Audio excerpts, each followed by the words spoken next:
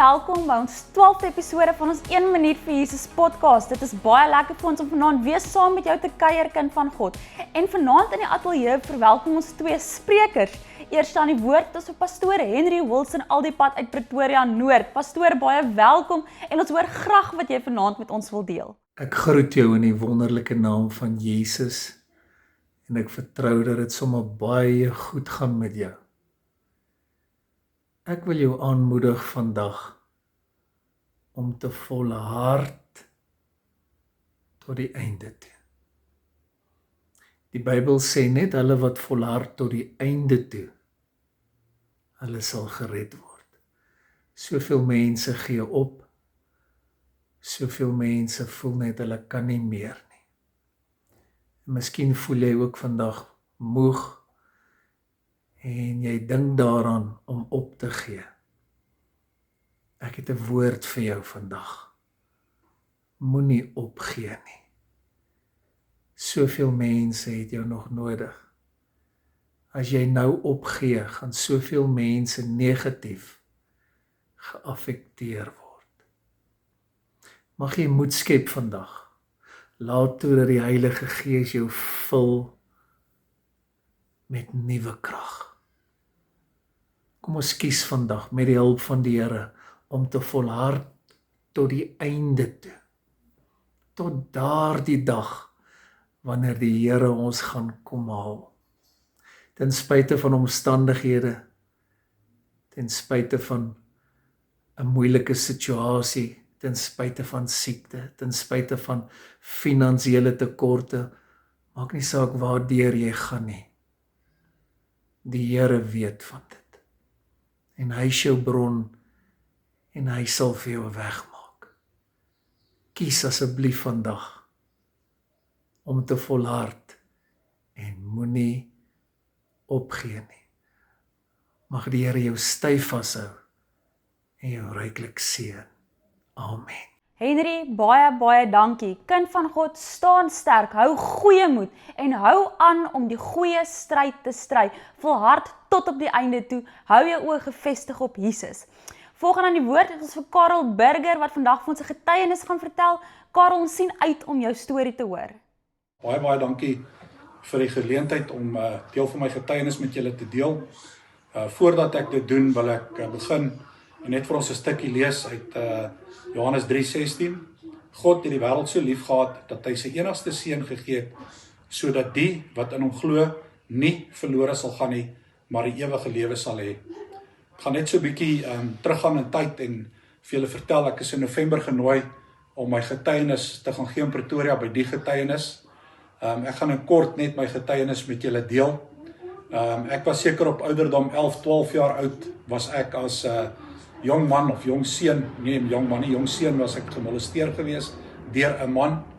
En dit het maar 'n baie slegte en 'n negatiewe effek later in my lewe gehad, maar wat gebeur het, ek was in soos tussen 26 tot 28 verskillende skole gewees, soos wat my ma getravel het, daar was drankmisbruik gewees. Ons was weggevat by my ouers die eerste keer toe ek seker so 9, 10 jaar oud was. Ons was 5 kinders gewees. Op daai stadium is ons in pleegsorg geplaas en wat gebeur het, die mense by wie ons gebly het, ons was nie, ons kon nie skool toe gaan nie, hulle het ons uit die skool uitgehou. Omdat ek die oudste van 5 kinders was, moes ek in die dag gaan skape oppas het, wat ek toe gedoen het. Ons het in die aande ook, as die mense geëet het by wie ons was, dan het dit gebeur dat ons nie saam met hulle kon of mag geëet het nie. Ons moes geëet het wat oorgebly het en ons moes ook alleen geëet het. Ons het op matrasse geslaap. Maar op daai stadium in my lewe die Here alreeds ook vir my deurgekom. Ek het eendag geloop en ek het 'n kleilat gevat en ek het in die lug ingegooi en ek het vir die Here gesê, Here, ek kan nie meer nie. Daai stadium bednat gemaak, iets wat ek nooit voorheen gedoen het nie. En wat toe gebeur het is dat die volgende oomblik toe ek so kyk, die Here het vir my gesê, "Boetie, raak rustig, jy sal okay wees." En wat gebeur het, toe sien ek my pa en my ma en die maatskaplike werkers wat nie geweet het nie, op daai stadium kom in en hulle het ons toe kom haal, ons is toe weer in hulle sorg geplaas. En nie baie lank nie, toe wat gebeur het, my ma het maar verskeie verhoudings gehad, daar was drankmisbruik gewees, toe is ons in 'n kinderhuis geplaas gewees, eers ook by 'n skool gesit vir seker so 'n paar maande van daar af Nylstroom kinderhuis toe. Eerste dag in die kinderhuis toe word ek geslaan, wraak gesweer en wat toe gebeur het, seker so standaard 9, het die man wat my geslaan het my broer aangerand en ek het toe besluit dis nou tyd en ek het begin beklei, ek het gerebelleer en ek het regtig my hande gebruik om te beklei en net om seker te maak dat mense van my al wegbly. So en selfs na skool, ek is weermag toe en ja, in die weermag ook, selfde ding, was op 'n offisierskursus beklei. Ek het ongelooflik baie woede in myself gehad. Ek was nie iemand gewees wat liefde kon wys nie en van daai tyd af ook na die weermag was ek seker so in 5 kar ongelukke gewees waar die Here my beskerm het. En die hele tyd was die Here besig om met my te werk en het hy vir my gesê, hoorie, ek het groot planne met jou, ek is baie lief vir jou en ek wou dit nie hoor nie en ek wou dit nie luister nie, as van daai ongelukke wat ek of dood moes gewees het of ernstig beseer en die Here die hele tyd sy hand oor my gehou. Selfs met besighede wat ek gehad het, ek het 3 maatskappye begin, baie suksesvol gewees en het in die wêreld geleef. Ek weet mense sê partykeer jy leef met 1 voet in die wêreld en jy leef met 1 voet in die hemel, jy kan nie eens of al 2 voete in die hemel of al 2 voete in die wêreld en dis waar ek was. 2017 alles verloor, met selfs dit oorweeg op daai stadium om selfmoord te pleeg, alles het net my te veel geword. En die Here was nog die hele tyd saam met my gewees. Wat gebeur het, ek het een hand geslaap en terwyl ek lê in slaap toe word ek wakker en daar's 'n veer op die bed, spierwit en ek het daai veer gevat en ek het hom geryk en ek het besef dat iets met my daai aand sou gebeur het. Die reuk in daai veer was iets gewees dat ek in my lewe nog nooit geryk het nie. Daar het ek ook besef dat eintlik is die Here dan die hele tyd saam met beskerm in my. Dit is goed wat gebeur het en ek het net besef hoe naby die Here eintlik aan my en aan ons is. En dat die Here 'n groot plan met my en ons het. My getuienis is opgeneem, is op YouTube, Karel Burger, die getuienis.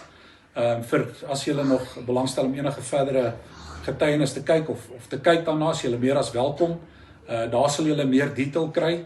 Ek is nou genader deur 'n groep ook wat wil hê ek moet getuig, 'n radiostasie in die Kaap. So ek gaan my getuienis daar ook gee. So ek wil net vir julle sê baie dankie vir die geleentheid. Dit is ek deel dit bitter graag met julle. Ek sien hoe die Here nou deur middel van my getuienis besig is om net meer en meer die Here vir my oop te maak sodat my getuienis daar buite kan wees. Ek wil in kortheid net met julle deel wat nou gebeur het. Ons het in 2024 het ons 'n besigheid begin, 'n maatskappy met die naam van Nazaria Group of Companies. Ons is nou so 2 jaar aan die gang en daar's maar baie toetse gewees daar ook, deurdat ons situasie finansiëel is nie waar ons wil hê dit moet wees nie. Ons het regtig gesukkel en daar het geleenthede gekom, maar so het Satan ook weer van sy kant af probeer om te kyk asof hy ons nie kan laat ontspoor nie, deurdat ek besigheid gekry het en bietjie geld gemaak het. En ja, dan begin 'n mens jou planne maak, maar dis weer eens nie deel van God se planne nie. Wat gebeur het, ons jongste seun het op 'n stadium baie siek geraak van sy mangels. Dit was eers 'n ding gewees van kom ons sê 2 keer 'n maand het hy mangelontsteking gekry en toe raak dit so erg dat dit elke week is. En op die eind van die dag toe moes ons gegaan het vir 'n noodoperasie om sy mangels uit te haal en ons het nie geweet hoe ons dit gaan doen nie. En op die eind van die dag moes ons 'n keuse maak tussen of kos eet of ons vat daai geld en ons haal die man se mangels uit en dis 'n maklike som om te maak. Ons het daai geld gevat en ons het sy mangels laat uithaal. So word ons maar gedurig deur getoets en op die eind van die dag het dit ook gebeur dat by die een groep waarby ek werk wou gehad het, ek moes geld betaal om besigheid met hulle te doen. Ek het geweier om dit te doen.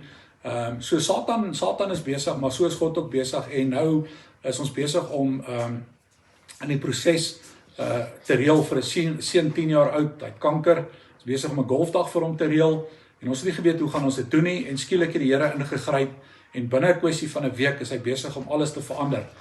Self met die besigheid ook. Die Here is die hele tyd daar en die Here sê vir ons om kalm te wees en om op hom te vertrou en dit is wat ons nou doen. is ons vertrou 100% op die Here, want ons weet hy's getrou, hy's regverdig en hy sal vir ons deurkom. En ja, so dit is ons weet waar ons krag vandaan kom. Ons weet waar ons hulp vandaan kom. Ons weet hoe bevoorreg ons is en ons sien ook hoe die Here ons elke dag deur middel van sy bloed beskerm en ons is dankbaar daarvoor. So baie dankie vir die geleentheid. Mooi dag verder. Blessings daar. Hoop om spoedig weer van julle te hoor. Dankie. Ek dink sommer net aan die skrif in Hebreërs 13 waar daar staan ek sal jou nooit begewe nie en ek sal jou nooit verlaat nie. En ook Karel, dink ek sommer aan die skrif in Romeine 8 wat sê hy sal alles ten goeie laat meewerk vir die wat hom liefhet. Maar die klem op die wat hom liefhet. Ek dink ook aan die skrif van Matteus 6 vers 33 wat sê soek eers die koninkryk van God en sy geregtigheid. Karel, baie dankie dat jy hierdie getuienis met ons gedeel het, hierdie kragtige storie oor wat die Here vir jou gedoen het. En ek sien ook uit om in die toekoms te hoor wat hy nog in jou lewe gedoen het. Kind van God, baie dankie dat jy die tyd uitgekoop het om saam met ons te kuier in die ateljee vanaand. Dit was weer eens uiters spesiaal, so in die teenwoordigheid van ons hemelse Vader. Ek herinner jou weer, hierdie episode sal op YouTube beskikbaar wees en die audio weergawe ook op alle podcast platforms. Onthou ook van ons webtuiste www.1minmetjesus.co.za. Besoek ook ons sosiale media platforms, ons is op beide Instagram en Facebook. Kind van God, hê 'n geseënde aand tot eer van die Here.